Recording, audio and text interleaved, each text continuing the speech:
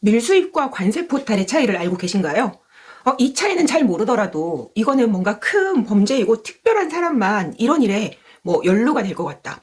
뭐 범죄자만 이럴 것 같다라고 생각을 하시나요? 만약에 어떤 물건을 수입을 하고 계신 수입자라고 하시면 이 영상을 보고 계신 당신도 어쩌면 밀수입과 관세 포탈을 이미 한 적이 있거나 하고 계시거나 하게 될 위험을 이미 가지고 계실 수도 있습니다.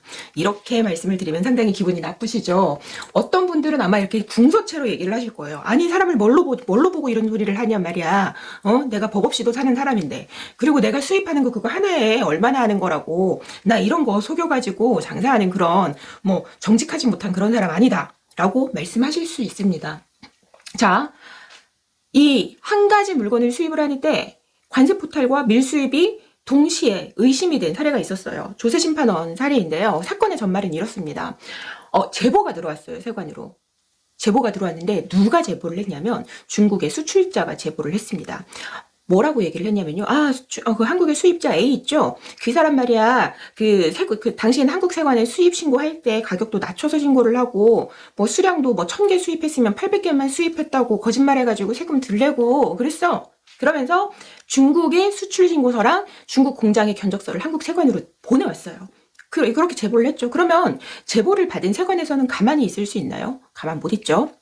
그래서 이제 이 한국의 수입자 A를 조사를 하기로 하고 지방 법원에서 이제 관할 법원에서 압수수색 영장까지 발부를 받았습니다. 이제 압수수색에 들어갔겠죠. 그래서 핸드폰도 우리 수입자 A의 핸드폰도 막 보고 해서 뒤지고 해서 거기서 이제 견적서를 찾아냈어요. 자, 중국 수출자한테서 받은 중국 공장 견적서 있고 중국의 수출 신고서가 있어요. 그리고 이 수입자 A한테서 발견한 여러 가지 서류들과 견적서가 있을 거란 말이죠. 그래서 이 서류들을 보고 한국 세관의 수입자 A가 수입 신고한 금액을 봤더니 아니나 다를까 차이가 있는 거예요. 그래서 이 세관에서는 조사를 하면서 이런 사실이 왜 일어난 건지 물었고, 수입자 A가 맞다, 내가 좀 가격 낮춰서 언더밸류 해가지고 신고했다라고 인정을 한 거예요. 그래서 이제 이 세관에서 차액 있죠? 세관에 수입 신고할 때 예를 들어 10불인데 5불만 신고했다면은 그 차액인 5불에 대해서 관세, 부가세, 그리고 이제 가산세 같은 것들이 있겠죠. 가산세가 적지 않거든요. 다른 영상에서도 말씀을 드렸지만 그런 것들을 부과를 했겠죠. 그랬더니 이제 수입자 A가 조세심판원에 불복 이제 심판 청구를 한 거예요. 그래서 파이트 붙게 된 거죠. 그래서 조세심판원에서는 결국 세관이 올바른 처분을 한 거다라고 했어요. 제가 이렇게 그냥 간단하게만 말씀을 드려가지고 아마 지금 이 영상을 보고 계신 분들은 아니 수입자 A 저거 뭐 하는 사람이야. 자기가 다 언더밸류 쳐가지고 수입 신고했다고 얘기해놓고 왜 이제 와가지고 뭐 세관이 잘못됐다 그래 이렇게 생각할 수도 있겠지만, 실제 이 판례에 들어가 보면 수입자 A의 구구절절한 여러 가지 이야기들이 있습니다. 그걸 지금 이 영상에서 전부 다 말씀드릴 수는 없기 때문에 혹시나 기회가 된다면 언제 다른 영상에서 좀 뭐라고 할까요? 비사이드 영상으로 좀 말씀을 드리기로 하고, 자, 어쨌든 이 사건의 핵심이 된 이슈가 된 물건은 뭐였냐? 비싼 것도 아니에요. 중국 이웃시장 아시죠? 이웃시장에서 판매하는 대나무 바구니예요. 그거 얼마나 하겠어요? 바로 이 대나무 바구니 때문에 이 대나무 바구니를 수입하다가 관세 포탈 혐의, 밀수입 혐의를 둘 다 받게 된 겁니다. 자, 관세 포탈, 밀수입 뭐가 다를까요? 관세 포탈은요, 내가 세금을 덜 내고 싶은 거예요. 덜 내고 싶은 거. 그래서 세관에 수입 신고를 하기는 하는데 뭔가 속여서 세관에 수입 신고를 하는 겁니다. 첫 번째가 이제 가격이죠. 아까 이제 앞선 사례처럼 가격이 원래 예를 들면 5불인데 뭐 낮춰가지고 2불로 신고를 한다거나 막 이런 경우. 실제 저한테 이런 거 물어보시는 분들 예전에 꽤 많았어요. 세관에 얼마까지 좀 낮춰서 신고를 해야 세관에서 좀 의심을 안 하냐, 몇 불까지가 괜찮을까요? 막 저한테 이런 거 물어보시는데, 그러면 이게 바로 관세 포탈입니다 하고 말씀을 드린단 말이에요. 제가 거기서 하나당 한 2불로 신고하면 되실 텐데요 라고 말을 하면 저도 이제 공범이 되는 거예요. 첫 번째 가격. 그리고 두 번째 HS 코드를 바꾸는 거예요. 내가 이 물건을 수입하려고 하는데 한중 FTA 적용을 해도 2.1% 관세를 내야 된대. 그런데 우리 업계 다른 사람들 얘기 들어보니까 HS 코드만 바꾸면 관세 0%, 관세 안 내도 된다 이거예요.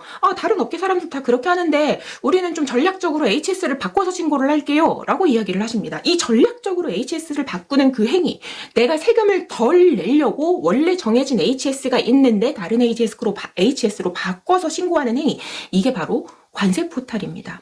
HS 코드는요, 번호마다 어떤 물건이 분류가 되도록 정해져 있는 법이에요. 이 법을 위반해서 내 마음대로 법을 고쳐서 쓰는 거죠. 내 입맛에 맞게. 그거 안 되는 겁니다. 관세 포탈은 이렇게 가장 빈번한 사례로는 가격과 그리고 HS 코드를 속여가지고 세금을 덜 낼 목적으로 속여서 뭔가 신고를 하는 걸 관세 포탈이라고 하고요. 밀수입은 이거예요.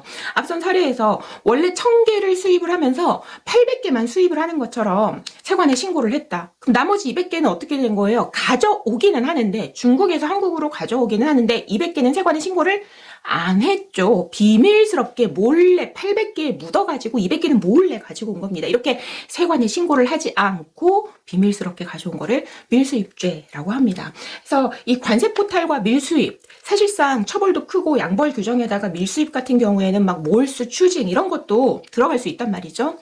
그래서 둘 다 아무튼 크게 사건이 될 수 있는 아주 중대한, 어떻게 보면 관세법에서는 범죄가 되기 때문에 관세 포탈과 밀수입이 어떤 건지를 잘 알아두시고, 내가 그냥 섣부르게 잘 모르고 남들 다 이렇게 한다는데 나만 안 하면 바보가 되는 것 같아. 그리고 이 정도는 해도 되지 않을까? 우리 사업을 하면서 이 정도는 해야 되지 않을까?